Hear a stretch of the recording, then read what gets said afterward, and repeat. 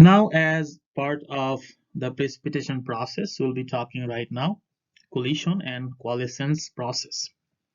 So, in a cloud with the top warmer than like minus 15 degrees centigrade, the collision coalescence process can play a significant role in producing precipitation.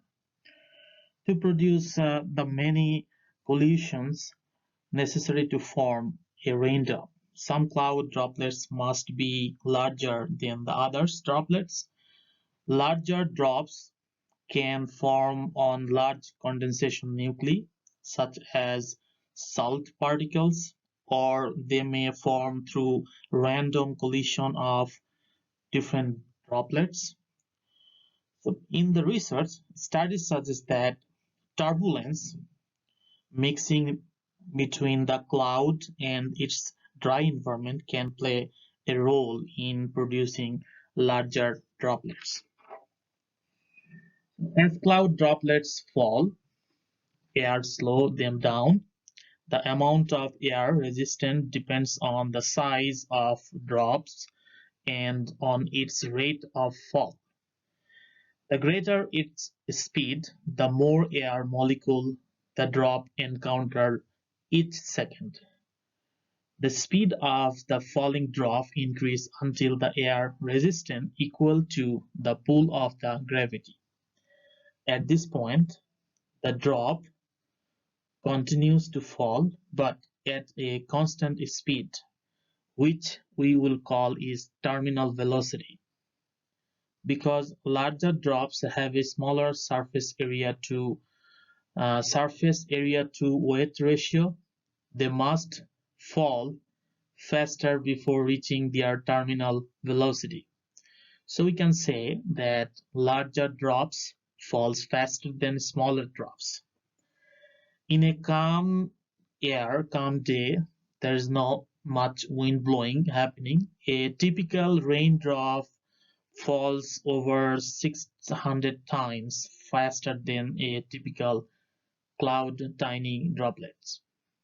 Eventually, droplets overtake and collide with smaller drops in their path. This merging of cloud droplets by collision is called coalescence. Within a cloud, there can be both updraft and downdraft situation.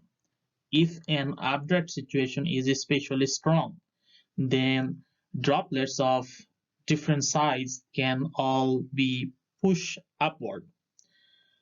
Coalescence may now occur as many droplets, like collision may occur as smaller droplets are pushed upward more quickly, colliding with the larger droplets in their path, touching each other.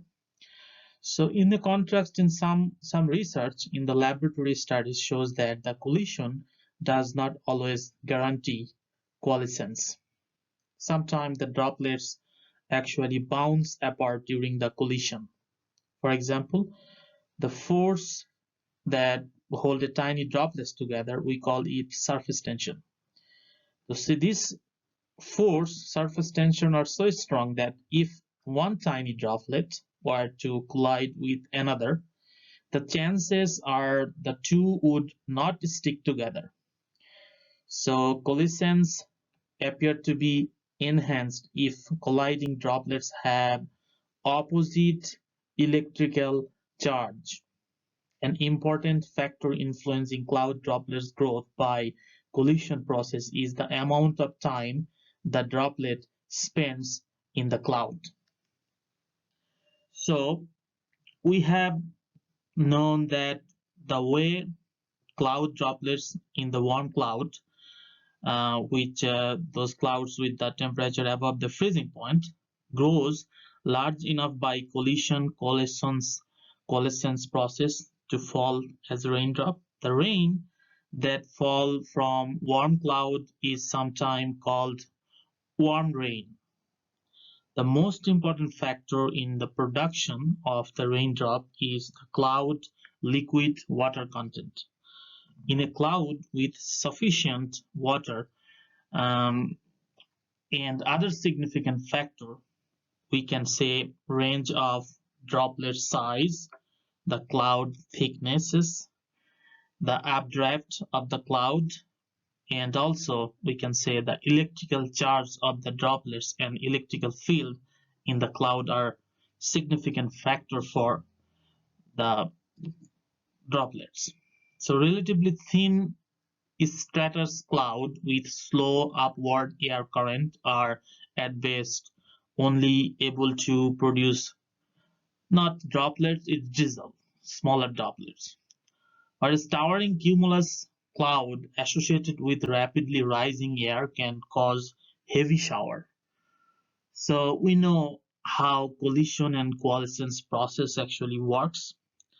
So and the velocity also depends on the size of the condensation particles, size of the droplets. And also we know that collision not necessarily all the time make coalescence. Sometimes it's bounce back and split apart.